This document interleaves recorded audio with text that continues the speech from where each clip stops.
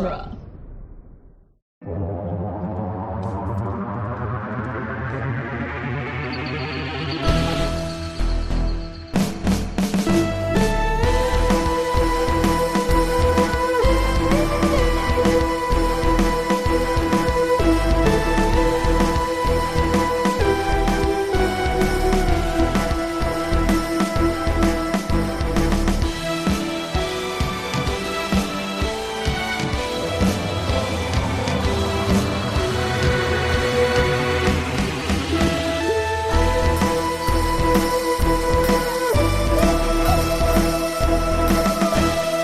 Welcome back to The Doctor's Companion presents Doctor Who The Long Way Round, the weekly podcast where we review and discuss every episode of Doctor Who, one doctor at a time.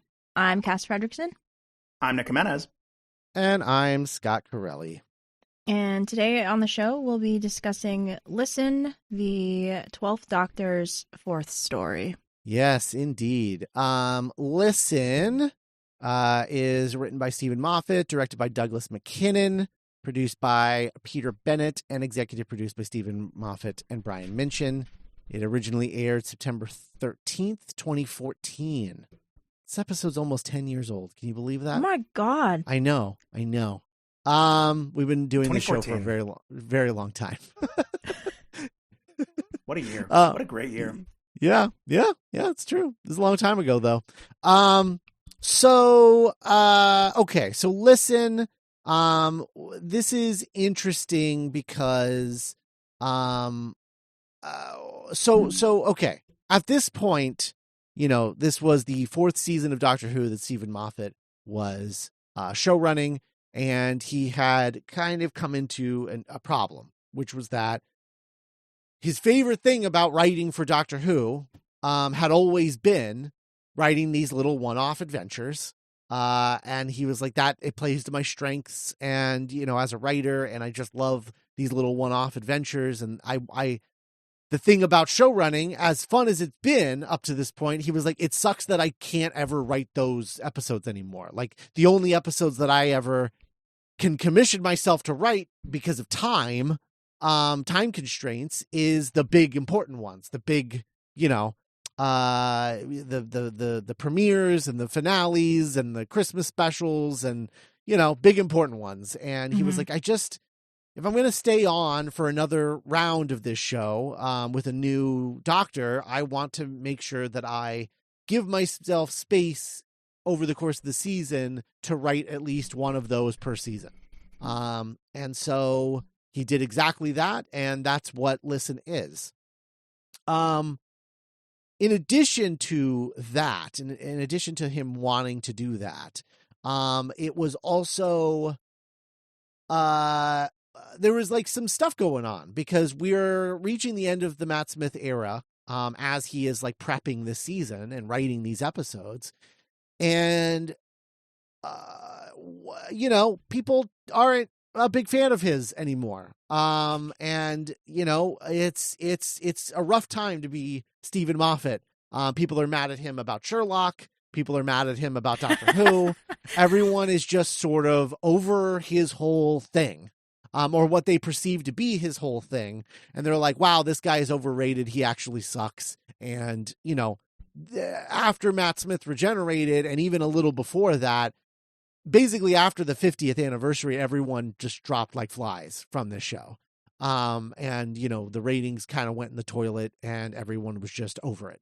And I remember too, even the people who hung on for this season dropped off, I think after like the first or second episode, because I remember there was a big contingent of people being like, I don't like that the Doctor's constantly body shaming Clara. And I'm like, okay, first of all, Jenna Coleman, literally one of the most beautiful women that's ever walked the planet. I think she can handle it. Number two,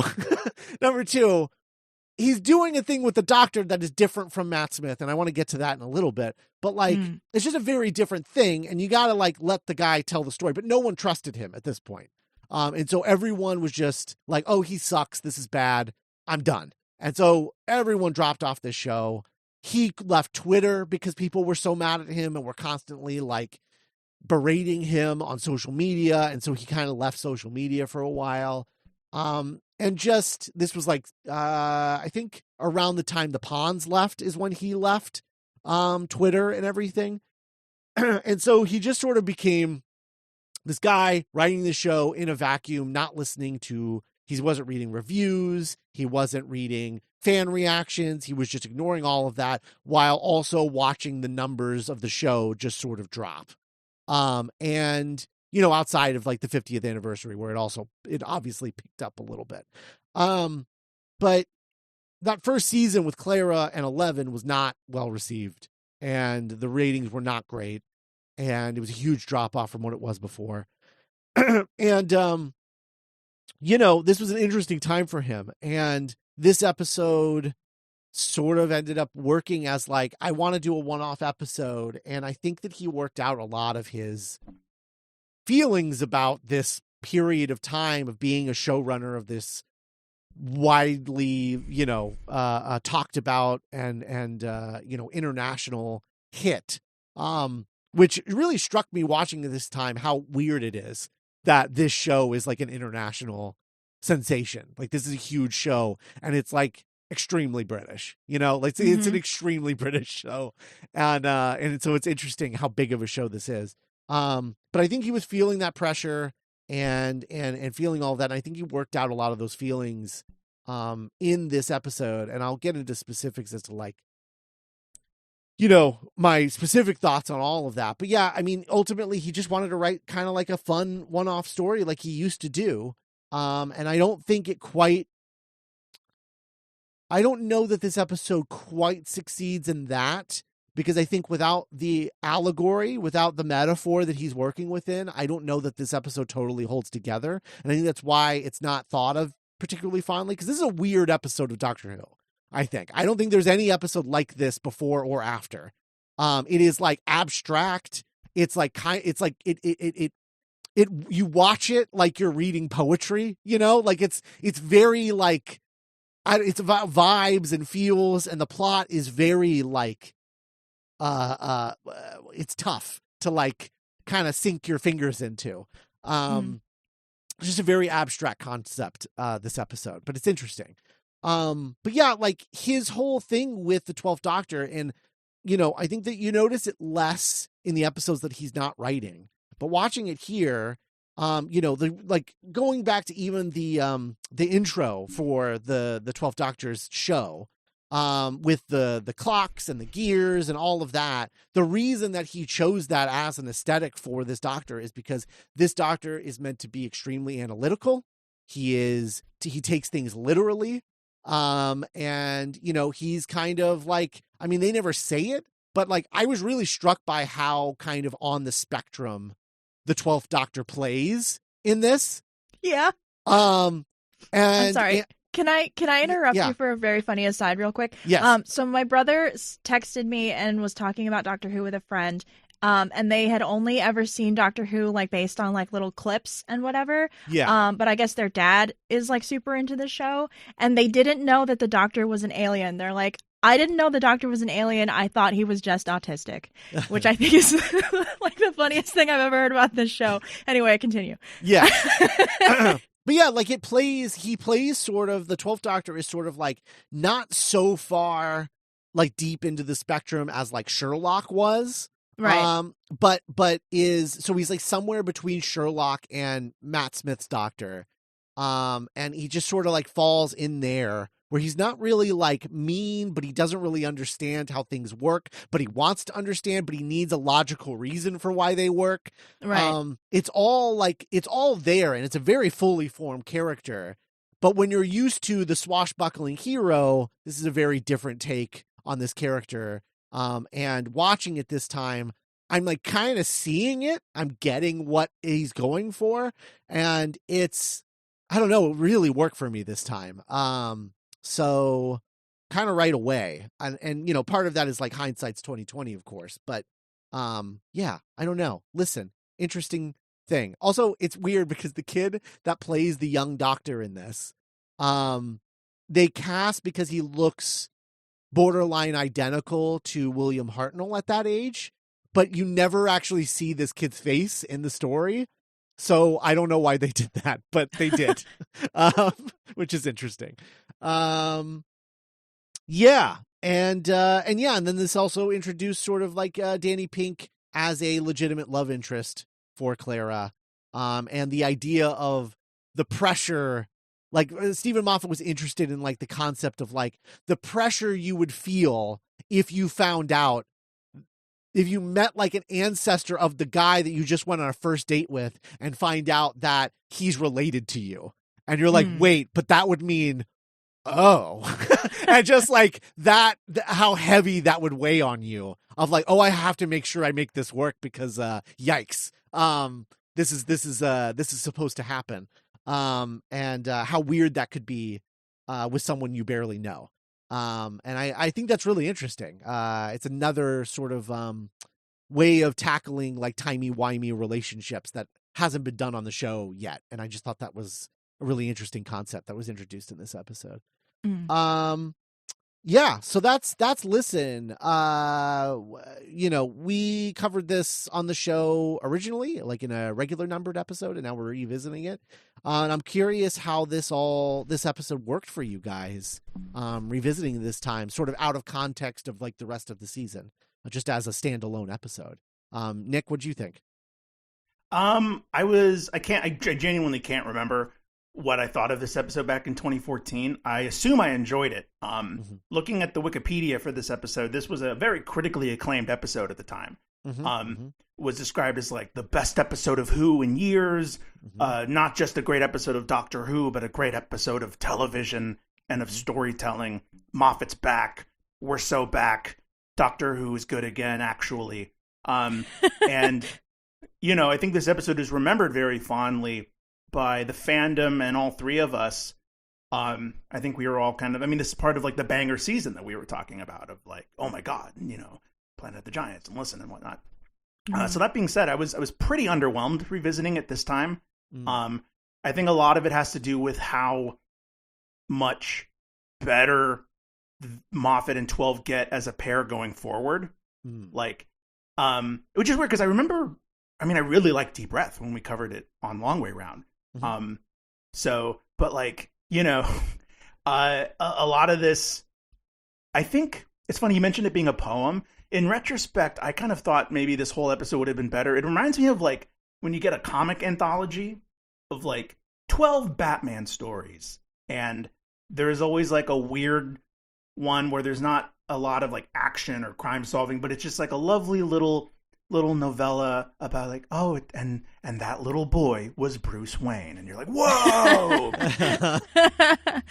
and you're like, okay, cool, I guess. And it is an interesting little introspective visit into the Doctor's psyche and how he operates and how this Doctor operates as well. But like, it's like, maybe I've just been spoiled by the month that we just got out of with Who, but it's like, God, we go so much deeper going forward. It's funny you were talking about 12, like the body shaming, the run on it, which I was like, oh, I forgot about this. There was a moment where he's like, your face is weird. Are you wearing makeup? Your face is, whatever. And I was like, I wonder if this is how Sheldon talks to Penny in The Big Bang Theory. Yeah. Of also like the joke is that she's conventionally attractive, but like the Doctor doesn't get it because he's like the Doctor. Right. And so, yeah, I was like, oh, this is interesting. This isn't hitting the way that I thought that it would. Like halfway through, I was like, why am I watching this? Like, what is this about? And then we get to the end and I'm like, oh, that's okay. Okay, cool. Fun. And the inclusion, we'll get to in our recap, but like the way he loops it back around a Day of the Doctor, it's funny how it feels so organic now because Day of the Doctor is also 10 years old. And, with time, it all just becomes part of Who and part of the saga. And so I think that aspect of it ages really well. But I'm very curious to hear if it hit harder for either of you this time around. Cass? So I have basically the opposite reaction. I really, really like, because I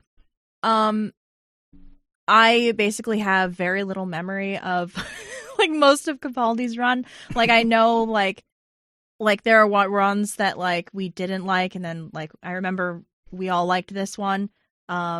and I remembered that like it was kind of spooky, but like that was it. So it was like basically like I was watching it for the first time, and I like just like the cold open, with where he does the monologue, like, why am I talking if no one's listening, or like why am I talking aloud when I'm alone, and then like leading up to the words being written on the chalkboard, like that.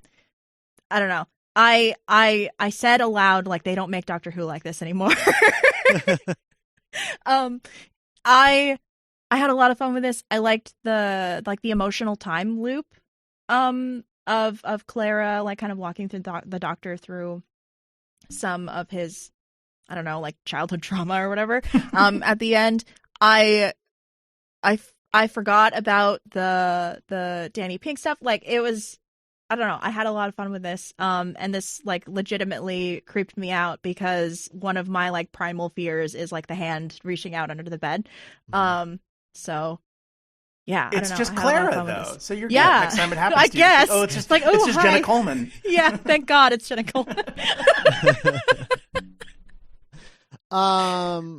Yeah, no, I love this. And it was so interesting because it is like, I don't know, like the opening bits of him like talking by himself, and I love that the 12th Doctor is a doctor who causes his own problems to solve. Like, he makes the problem and then he's like, now I have to solve it. Like, he could have just like left well enough alone, but no, he was like, wait a minute, I'm by myself and I don't, like, you know, he just sort of like uses a chalkboard to like explain why nothing happening is the problem. And he's like, and now I have to solve it. And I just find that so interesting, as like this take on a doctor who is highly analytical. The fact that he's analyzing nothing and turning it into something, which is what fear is, right? Or can be.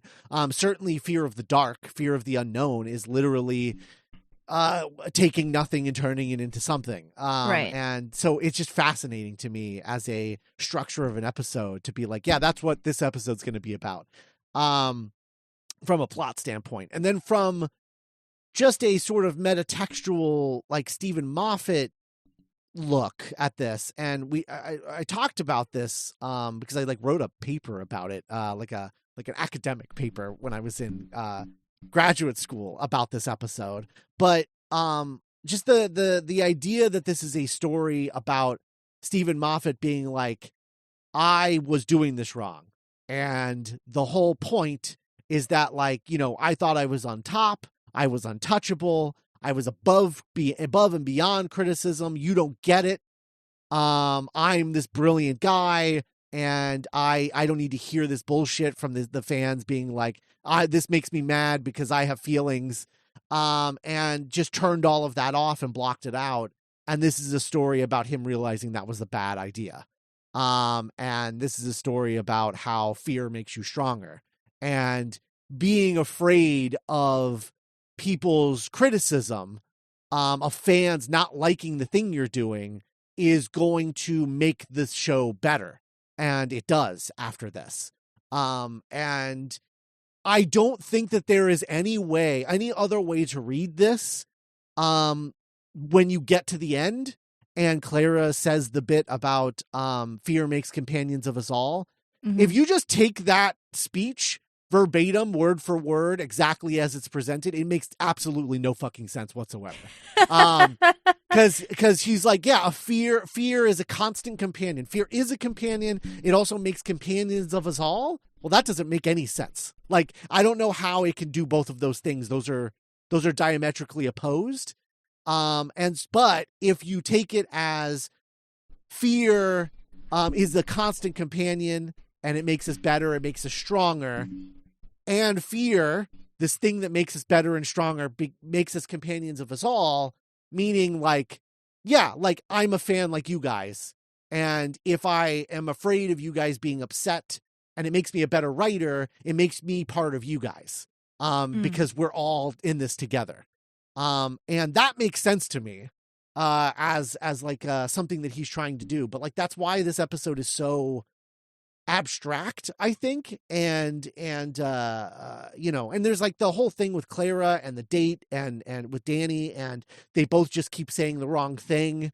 And, you know, meaning well, it's well intentioned, but they say the wrong thing and the other one gets mad at them. And I'm like, yeah, this is Steven. He's talking about fans. He's talking about all the shit that he did that he was well intentioned in doing, but they took the wrong way. And he was like, I'm sorry. And it's just like, they just keep making mistake after mistake and keep walking out on each other. And this is him like dealing with that. And I just think this is so interesting and unlike anything else that Moffat has ever done. And for that, it's just really special, I think. So I love this episode. Really love this episode. But I do think, Nick, I get your perspective, because like this episode does it like as a plot, as just like a Doctor Who adventure. It's weird. It's very weird. And it doesn't feel like it does anything. Yeah. And so like, yeah, like I totally get it. It's just like, I don't know. I think it was something about clicking on the level that I'm clicking on it with, that it just like, I can ignore the fact that like as an episode structure, as just like a Doctor Who adventure, it doesn't quite work. Even because all of the other stuff works so well for me that like, I don't know, it still works. I don't know. It's a weird episode. It is. Is there any other episode that you can even compare this episode to? Really? I guess in terms of like events or structure, not really. But when I think Yeah. about like what this episode has to say about the Doctor and as a character, I found myself thinking of like, wow, Heaven Sent Rules, or like, wow, Twice Upon a Time is like top tier. You know, God, I love that episode so much. Yeah. And so this is like, oh, cool. This is like him kind of getting those notes in order and stacking them. And so this episode did very little for me in that regard. And I'm like, oh yeah, I forgot he was, God, it started a lot earlier than I thought it did. Like this saga of introspection and Moffat using Who as like a metatextual examination of his career as showrunner and yada, yada, yada, that we've talked about a lot on this show. And so I just found a lot of the events of this pretty like uninteresting in terms of like, and like the Danny Pink and the Clara thing. It's like, oh yeah. And I can't wait to talk about Orson Pink, and if that is just wiped from existence because of the events of Death in Heaven and like the edge of the universe and the trope, even the trope of this is the farthest the TARDIS has ever, like, bullshit. No, it's not. Like, not even a little bit. And like, also there was like a deleted, like an amended line that the Doctor had in Wild Blue Yonder that reminded me of this episode that I don't know if you guys had heard about, of like when they get to the edge of space for the first time ever in that episode. And like that line originally had a lot of amendments in it of like, now I know but technically, and then RTD was like, we don't need this, and we don't, because like it doesn't matter. And right.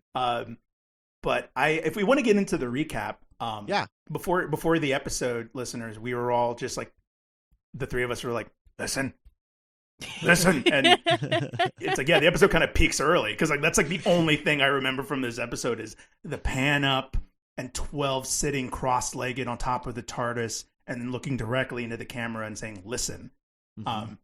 Which is, I mean, unlike any, it kind of sets things off right of like, yeah, this is going to be a different kind of Doctor Who episode. I like the chalkboard. It's so cool. I really like that 12 doesn't hit the ground running. Like, time of recording, neither of us have seen Roach on Ruby Road, but like the fandom is already like, they nailed it. That's the Doctor. He's great. I love him. I'm obsessed with him. And like 12 doesn't get like the chalkboard. And I'm like, oh, that's right. He was supposed to be like a professor at the beginning, like a crazy, cantankerous, like demented school professor. And so he's like looking, like you said, very analytically and like, looking at like, okay, hypothesis, conjecture, blah, blah, blah. There is no creature that's good at hiding, but how would you know? I'm like, and like, God, this is not the dude that would like play guitar on a tank in a few years. So just a year later, a year later. Yeah. That's crazy. No, I love this whole sequence. I love this sort of like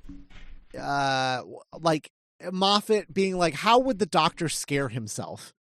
And doing it through like a deep analyzation of like, if this exists, then this exists. And if that exists, then this exists. And that's scary. And I love the way this whole scene sort of plays out as he like freaks himself out, in like the weirdest, most analytical way possible. I love that about this. Cass, what do you think about this opening scene? Oh no, I love this cold open. I like that he goes on a little like safari. I like that there's like little stock footage of like, you know, like the lion and the wildebeest and whatever, and he like chills out underwater for a while. Like he just goes on a whole field trip in order to just be like, I'm bored. I'm overthinking. How can I make this so it's not just me being bored and overthinking? Yes. And I do think like the chalk being out of the book and then him turning to see the new word on the board is like legitimately scary. Yeah. It's so good. So what is that in retrospect? Like, is he imagining that, or even like the figure on the, I don't want to skip ahead too much, but like when I remembered what the game of this episode was, of like, oh, the Doctor's creating his own fears, it kind of was like, oh, well then I wonder what that is in retrospect. And maybe that's not the questions I'm supposed to be asking, but like the chalk rolling toward it's so interesting. I had this thought of like, it almost feels the first half of this like a parody of Moffat scary episodes, which is like, have you ever noticed when you feel a thing on the back of your neck? Well, that's actually a ancient alien race called the thing on the back of your neck, and it's been waiting for thousands and thousands of years to blow a little hair on the back of your neck. Like, that does happen to me. I do forget my coffee mug sometimes. And then I was kind of like, oh, that's so cool. It's not a monster. Cool. It is just like, but yeah, I miss the chalkboard. I kind of wish that it stayed. I think 12 has maybe the most underrated TARDIS interior. Oh, it's so good. I it's like so it. Good. I like it. I think I like all the textures of everything, if that makes sense. Like it feels like there's like layers to the set in a way that like we haven't really seen in a while. Like the closest I can think of is like that first Matt Smith set where it's just like multiple levels or whatever. But I like that I like all the spinning like doodads and whatever on the outside of the console. Like the pillar thing that moves, you know? I don't know. I like how active the set feels. Yeah. For his TARDIS. So did the Doctor listen on the chalkboard and forget about it in his frenzied state? Did he like not realize that he had written that down and forgot about it? They never explained it, and they never explained the thing on the bed either. And I think that's like part of because like the point I think of the episode isn't like about that. It's like the emotional like catharsis of like Clara being like an integral part of his life, I think. So I don't mind that they don't explain it. Like it works for me. It's just a spooky thing that happens. Yeah. Because it's also like, you know, it's tough because I think that weirdly this episode would probably work best in prose.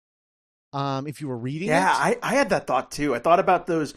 I know I brought it up on the show before, but those really cool short stories that happened early on in lockdown where like Moffat wrote a 13 story and all, and like this would have killed as one of those to me. Yes. I think it's probably like would have been like the peak version of this story because as soon as you film it, you have to literalize things. And you can't have the Doctor like in prose being like, did I write that or was that there before? You know? And then like the person on the bed, it's like, is someone on the bed or am I imagining that? You can't do that really well in the literal, you know, video filming of the thing. So it's like none of them see the thing that's standing behind them. We see it. And so then, like, it's like, well, now we have to literalize it. And I think it would have been better if it was directed in a way where it was like shooting them from the back, so that it's like, oh, we're the thing that they think is behind them. So it's like the fourth wall. Right. Yeah. Ooh, that's cool. Yeah, I feel like that is what this is how this should have been executed. It's why it's not like a perfect episode for me, but I think that like by literalizing the creature, it does like mess things up, I think, a little bit. Because your confusion is totally valid and it is confusing. And I just sort of like brush it away out of my brain, but you're totally right. Like they don't explain it and there is no explanation for it. And you just sort of like, I don't know. I guess it's real. I don't know. Okay. And I was making sure I didn't miss anything. No, you didn't. And I just wish it was more nebulous. Like I wish we as the audience also never saw the thing so that we didn't know if it was real or not either. I think this would be so much creepier as a result.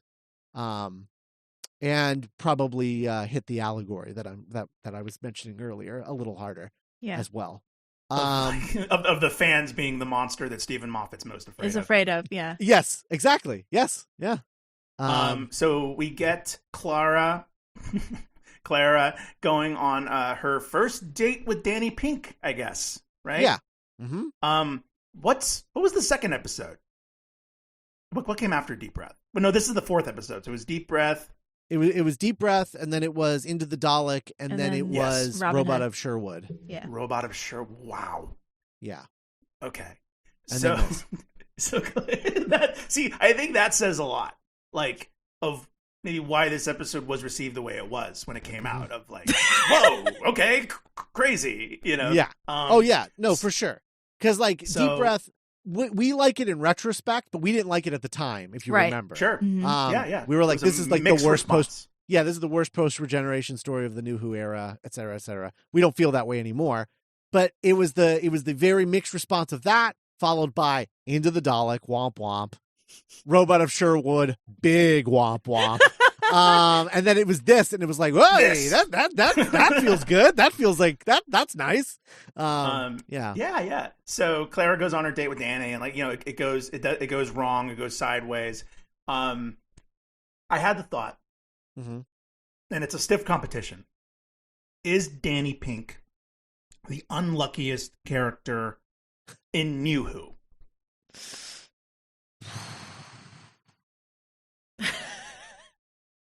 That's tough. I feel like, I mean, it's either him or Rory, right? Just like this guy's whole arc flashed before my eyes as soon as I saw him, and I was like, oh, buddy, you are in for a rough ride. Yeah. I don't know if it's... Well, Rory ultimately ends up with the girl and ends up in a happily ever after situation. Right. Yeah. So, yeah. Well, that's all right. I think it has to be Danny Pink. I think you're right. Yeah. Yeah. So, you know, the date goes well. And Cass, do you have any... Do you agree? Do you think? Yeah, no, because like seeing him again, I just wish he was around for longer. Yeah. And like, I don't know. That makes me a little upset. Yeah. I'll be interested to see. I'll be interested to see how the Danny Pink storyline plays out in this rewatch that we're going through with this first season, because I know we really did not like it the first time through. We didn't really like Danny Pink very much, and we certainly did not like the way where he ended up. And there was also like, remember there's that like weird thing where the Doctor doesn't like or trust Danny Pink because he's a soldier? Right. There's like that whole thing that happens. The caretaker. Not looking forward to watching that one. Where he's just like, fuck this guy. Mm-hmm. I'm anti-soldier. I'm like, your best friend is the Brigadier. Shut the fuck up, man. But I guess this episode kind of recontextualizes that of like, I guess he was at one point being, I don't know if groom's the right word, but certainly like the expectation was for him to become a soldier, right, and not a Time Lord, right. It's maybe he just resents being totally. So the date goes poorly the first time, and well, I like that moment where they bond over shit talking one of their students. Mm-hmm. Real. Yeah. And also the fact that the girl was like, I can't concentrate because of how wide your face is. And I'm like, and she's like, that's so rude. Like, blah, blah, blah. And I'm like, doctor talks to you like that, like every 5 seconds. What are you talking about? Why was this so bad that this kid said this to you? Aren't you used to people talking to you like this at this point? I don't know. Poor Clara. Yeah. And so she goes home to like wallow after the bad date, and the doctor is waiting for her. There's another wide face joke about the mirror, the 3-way mirror. And then he's like, they go in, and he's like, fear, what if you weren't alone? What if where do they go? What happens? They like plug her fingers into the console. That's right. The mush, the neural, the neural. That was mush. Cool. The neural mush. They should bring that back. That was cool. Yeah. Because the idea is that they're trying to go to. He's like, have you ever had that dream before where someone grabs you? She's like, yeah, everyone has. Into the bed. Yeah, and he's like, great. Plug your fingers into here. We're gonna go back to the moment you had that dream to see if. But then the camera shows that she's still thinking about Danny and how bad the date went. So when they go back in time, what they actually do is go to Danny's childhood, back when he was going by Rupert Pink. Yeah, and that whole Rupert thing bothered me because I just I know what they were trying to do. They were like trying to give Clara weird information that she shouldn't have, that she can then bring to the date when she returns to like freak him out, right? Like that's why the Rupert thing is the thing, because it's like, how would you know that? I changed my name to Danny. No one knows that my real name is Rupert. But like the idea of just like, you know, this doesn't happen very often. People just like randomly changing their names. And so it just feels weird. Like, I feel like you could have, like, it could have been easier for her to just offhandedly mention about him, like, growing up in an orphanage. And that would have been just as weird personal information for her to have. That, like, I don't know why he needed to change his name. And it felt like they were trying to make it a reveal that he was Danny after, like, oh, the soldier, Dan the soldier. And, like, she's like, oh, you're going to be Danny. That's weird. And it just felt like, I don't know. It felt weird to me. I don't like how all of that felt. It felt like it was trying too hard to be a reveal, but didn't really work as one. But maybe I'm in the minority on that one. I don't know. And Cass, how did you feel about the Rupert chapter of this episode? Because I think, I think I agree, because like they very clearly are like, oh no, we're in the wrong place. And like, this little boy is turns into the man that Clara just had the date with. And I think that like it's like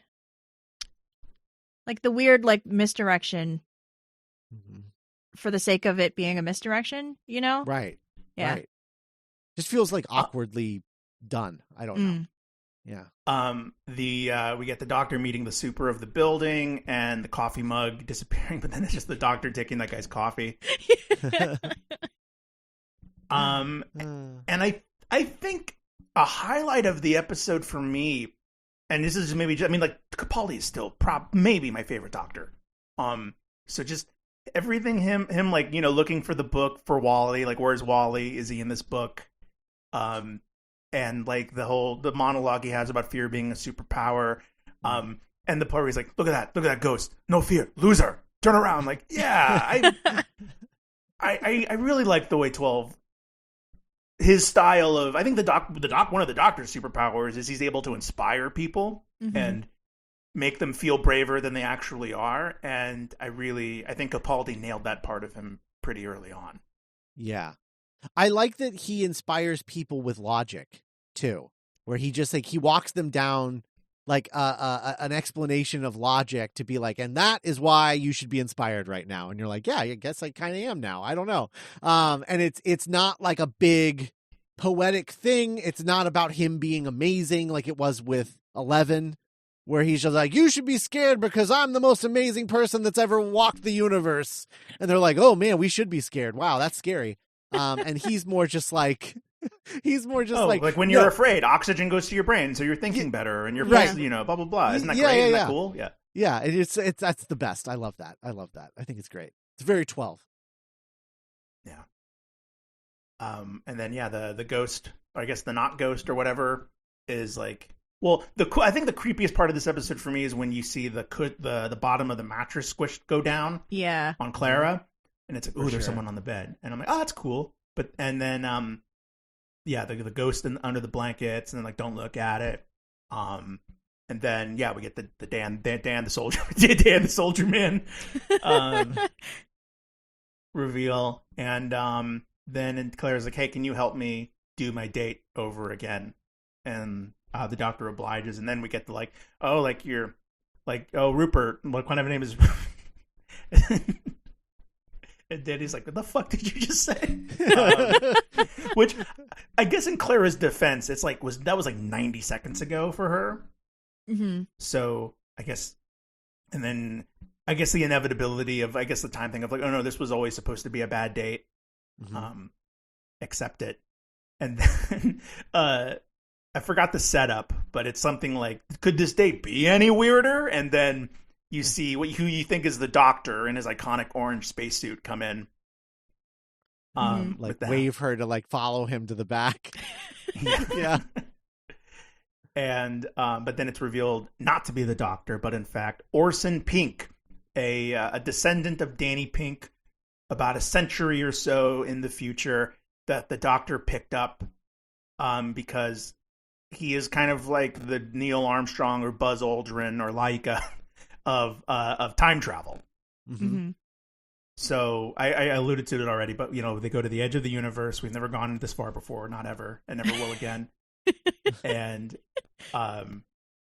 I did like the bit where he's like, but the TARDIS doesn't normally let us go here, but some idiot turned off the safety protocols and just keeps going. And I'm like, that's the best. I love yeah. I love when 12 just like denigrates himself like offhandedly like that. Sure. And then how do we go from there to the barn on Gallifrey?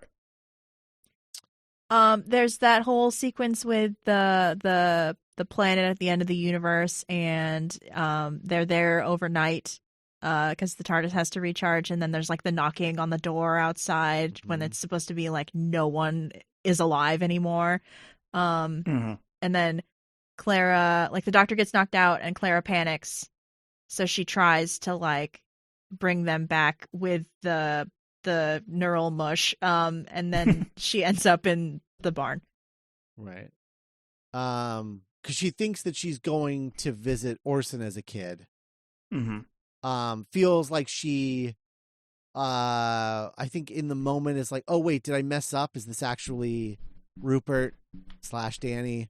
And then when the adults come in while she's hiding under the bed, they mention that he's going to be a soldier, and she's like, oh, okay, so it is Danny. And then he's never going to be a Time Lord at this rate. And then she's like, oh my God. And this is the barn. This is the barn. Yeah.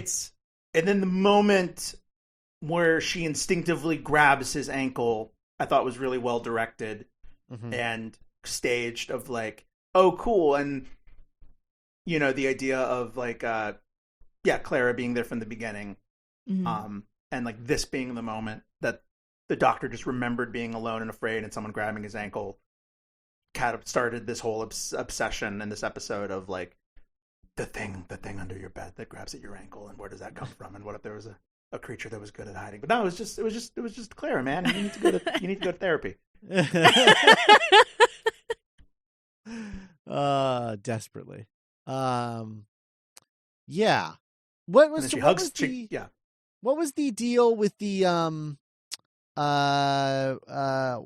what was the thing that Orson was hiding from them? Where he was like, you're lying about something and I want to know what it is.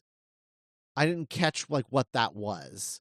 What was the thing was he just lying about there being something alive out there? Was that it? When the doctor is like saying that you're lying to like, there's only 3 of us and you're lying to 2 of us. And he was like, please don't leave me. Please don't leave me here. Yeah. It was the Yeah, it was the thing about being overnight, like, because he was just like, oh, like, why can't we leave right now? And it's like, well, why is the door locked? Like, why are you afraid? There's nothing out there. And then, like, Right. yeah. Right. Okay. Got it. Yeah, and then he and Clara have that conversation about the family heirloom, Mm-hmm. and which is Yeah, the Dan Dan the the Soldier Soldier Man. toy. Yeah. And she's like, he like hands it to her, and she's like, it's a family heirloom, and he's like, I know. And you're like, oh shit. He's like, why do you think I became the first time traveler? My great great grandparents talked about it all the time. And she's like, I better go back and talk to Danny then. And so my question is, has this been wiped? Does this not happen now because of the events of Death in Heaven? Didn't something weird happen with Danny that like explained this in the Christmas special? The Snowman? No. The Santa one, last Christmas? Yeah, the Santa one with Nick Frost. Cause she like talks to Danny in that episode, I remember. And they get old together. Remember this? Vaguely? Yeah, when we covered all the Christmas specials again. Yes, Yeah. but it's like a dream. Like she's like Was it? reckoning with the fact that like he died. He Got died. turned into a right. Cyberman. Yeah. Okay. Yeah. I mean, my feeling is like, yeah, it probably did get wiped, but like it was a thing where it's like because it happened because of the Master, like it could have not happened, but the Master being a time traveler can like intervene into stuff and like, fuck up people's timelines. Right. Yeah, and put the kibosh on stuff. Do you So- do you remember us talking at length and theorizing that the boy in the barn was the Master instead of the Doctor? Yeah. Yeah. Yeah. I That's- still yeah. think that that's fun. I still think that's a fun idea, but Mm. yeah, Mhm. I guess the tie back to the barn and Day of the Doctor, and the reason why Yeah. he sets the bomb off there is because Oh, that's where he grew up, I guess. I guess so. but yeah, then there's no part in this episode. It's like, oh, me mom's Tectayun. Yeah, right. Well, I guess he wouldn't know that her mom was Tectayun at this Right. point Right. because it was, because of the division. Everyone. Yeah, didn't even know that he was that he wasn't a time Gallifreyan at this point. Mm-hmm. Yeah. Didn't even know that. Maybe It's that's like, what he's scared God, it's Oh, I don't.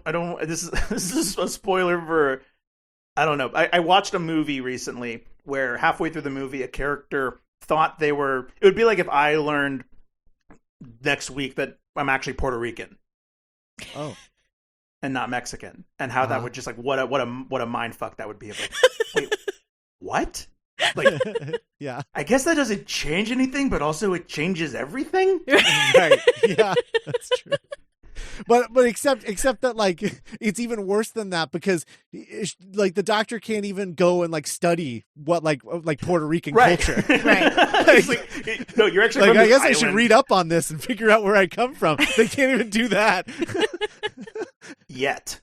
yet. Right, that's true. And kind of, it's weird. This episode kind of, I don't know, if anything, seeing the barn and seeing the War Doctor again, I'm like, oh, the power of the Doctor's so good. Or the Day of the Doctor is so good. Mm. I am looking forward to revisiting that one when we get to it way down the line. But yeah. So yeah. Clara hugs the Doctor, makes him uncomfy. He doesn't like hugging. Because he's on the spectrum, Doctor.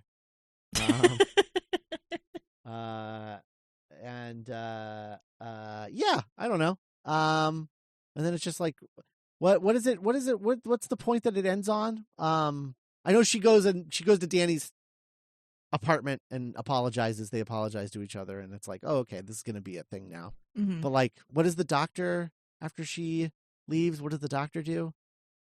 Does he like double down on the whole like invisible, perfect hiding monster, or I forget how this episode ends. I forget. There's what like it a ends on. monologue, but I don't know. Like, Yeah.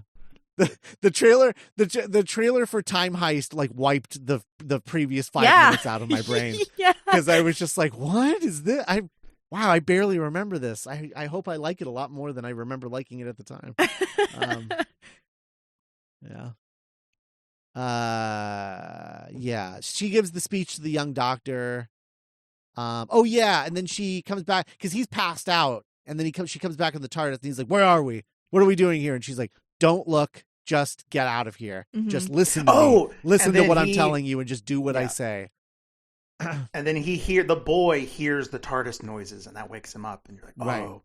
It's like imprinted in his little tiny not right. brain." That's right. Yeah, it's he's like, he hears that, and he sees the toy soldier, the Dan the soldier, right? Mm-hmm. Yeah, Dan the soldier man. He's like, I hate that. Well, he doesn't have a well, as he talks about it, he's like Rupert says that Dan the soldier man is so brave that he doesn't need a weapon. Yes. Yeah, that's what Clara tells him, because he's like, well, it's broken, it doesn't have a gun, and she's just like, no, like that means he's in charge because he doesn't need one. Right. Yeah. And then and that's what the young doctor sees, and obviously is going to inspire him to be to figure out a way to be a soldier without a weapon. And he does. He kills billions of people, right? But he never uses a gun. Never once. They're all okay now. They got better. Yeah, they're in a painting or something, right? I don't know. I don't remember. I know they're back at this point, but then they go away again, right? In Hellbent. I don't remember what the situation with that is. Anyway, I really like this episode a lot. So those are my final thoughts. But yeah, I do feel like that bit where Clara's like, no, you listen to me.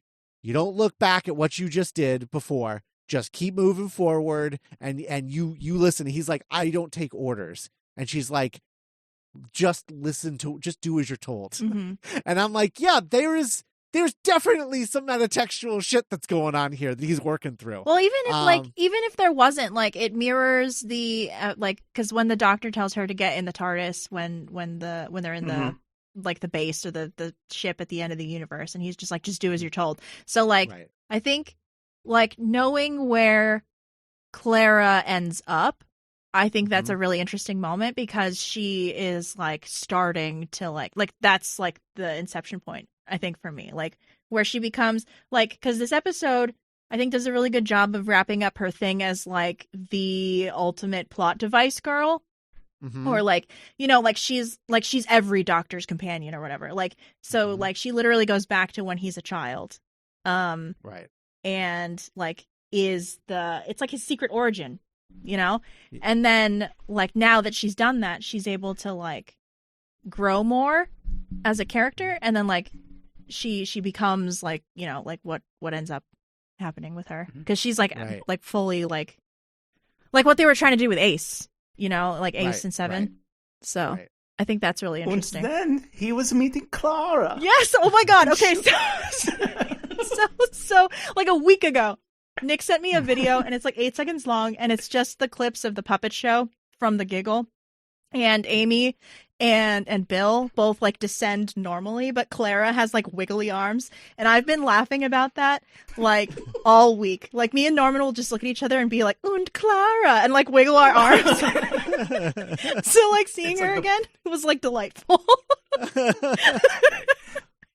And then there's a moment where she is putting her hands in the neural mush, and the doctor's like, yeah, this is your whole, we can see anything. We can see your life. We can see your death. And she's like, I don't want to see that. Do me a favor. Do me a favor.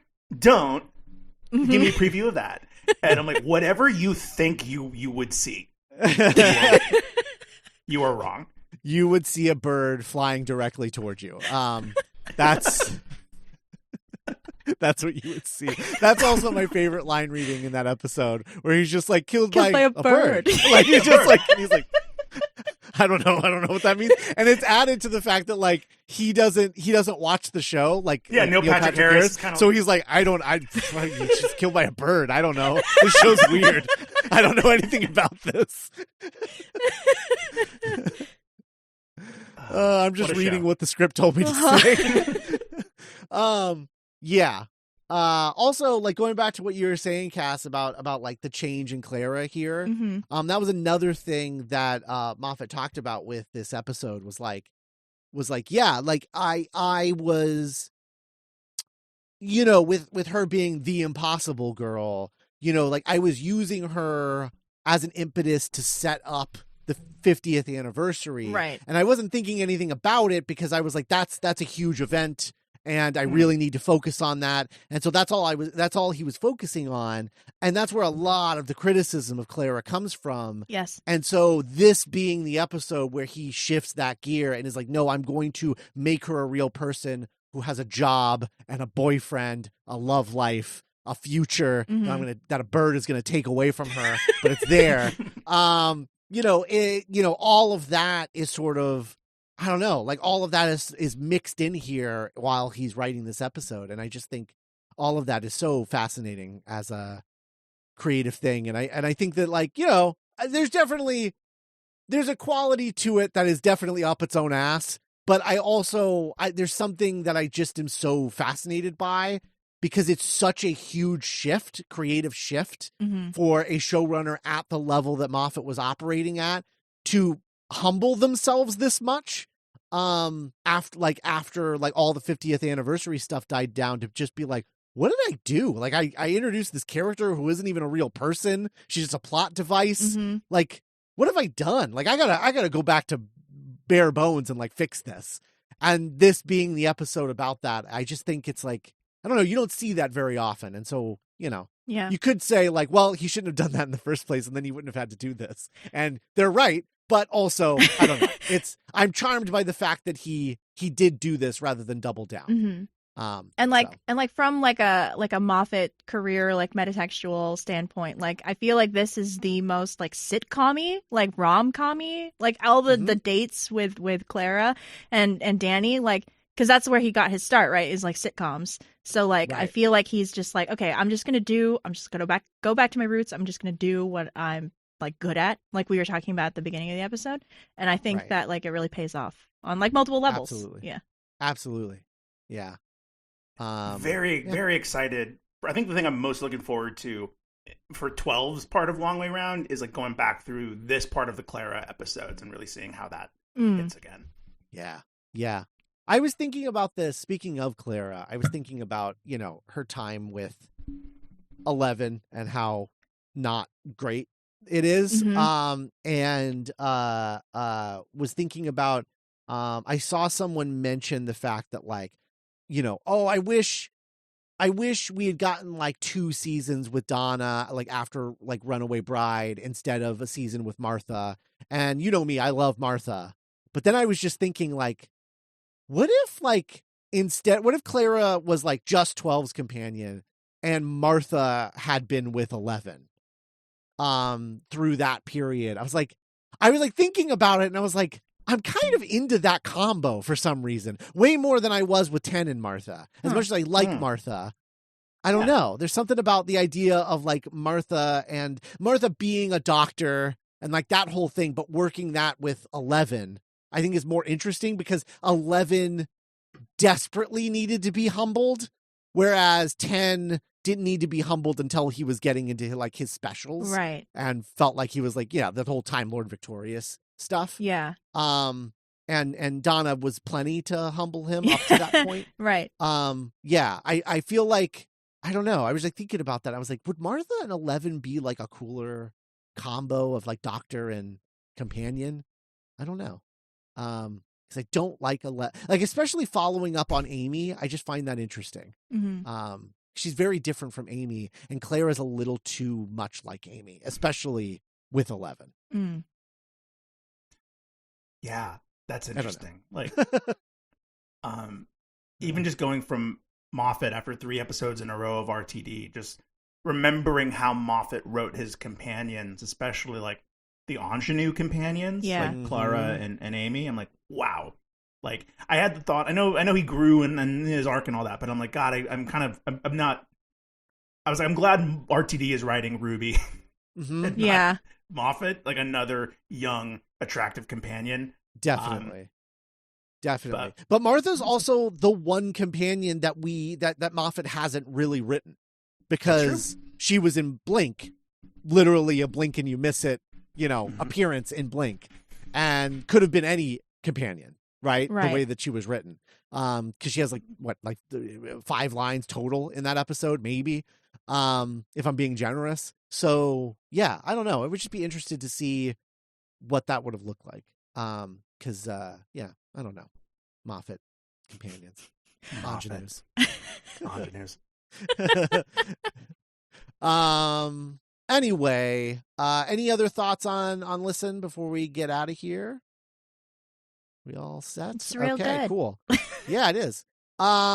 So that wraps up this season of The Long Way Around. As of the time of this recording, we are, I don't even know if this is airing before or after the new season of Doctor Who, with 15, because we're recording it definitely before, but I don't know when this is coming out, because we don't know when that season's being released.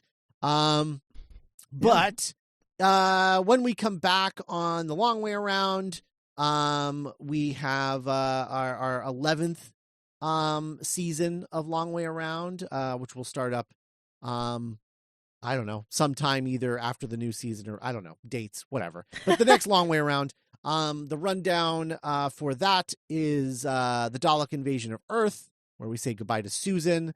We have the second Doctor story, The Enemy of the World, which is one of my all-time favorite second Doctor stories, and features the return of lost media. Episodes that were previously lost were found like 10 years ago around the 50th anniversary, and they were recovered and brought back. So we have I think The Enemy of the World is a complete story now. I think it has all of its episodes, or at least maybe all but one or something like that, where it was previously missing 4 or something. Anyway, very good episode. We have the Curse of Peladon for the third Doctor. We have the Seeds of Doom for the fourth Doctor, Terminus for the fifth Doctor, and then we are beginning our sixth Doctor Big Finish journey with the Holy Terror, which is the one and only Big Finish story featuring Frobisher. Yeah, is that the penguin? Yes. Frobisher, okay. the talking penguin. That is a sixth Doctor companion, Nick, in Big Finish. Yeah. Hey, if you're going to do it in audio. Yeah. And that episode is written by Robert Shearman, who previously wrote Dalek, the ninth Doctor story. Seventh Doctor. And Chimes of Midnight, which we've already covered, the eighth Doctor. Yes. An all-time banger of a Big Finish story. Absolutely. For the seventh Doctor, we've got the Curse of Fenric. And then for the eighth Doctor, we got to do something a little crazy with the eighth Doctor. But we need to, here's the thing. We have to cover Neverland and Zagreus. No, we don't. Yes, we do. Unfortunately, we do. We have to. It's important to the overall arc of that story of Charlie and the eighth Doctor. Isn't Zagreus 4 hours long? Yep. Mm-hmm. So then we go on to the 10th Doctor. We cover the Runaway Bride, the introduction of Donna, and we do A Christmas Carol with the 11th Doctor, Time Heist with the 12th Doctor. Okay, side note, not to go into next week's episodes too much, but the next time after Listen, I was like, I have no goddamn memory of that entire episode. And I have a feeling that's going to be a lot of 12 stories. Is wow, I have no idea. I have no memory of this at all. I'm watching this for the first time, basically. Cass, do you remember anything about Time Heist? It's in a bank, right? You just watched the next time thing. I remember liking that one. Okay, I don't even remember that. So you got one up on us. Yeah. So all of that coming on the next season of The Long Way Around. Thanks for listening, everyone. And we don't know when we'll be back as of this recording, but I'm sure you guys know, because you know when the show's coming back. And if it's already done, we're coming back probably very soon, maybe even next week. Who knows? Yeah, I don't know. I don't know. I wish I knew. But we'll talk to you next time. Bye, everybody. Bye.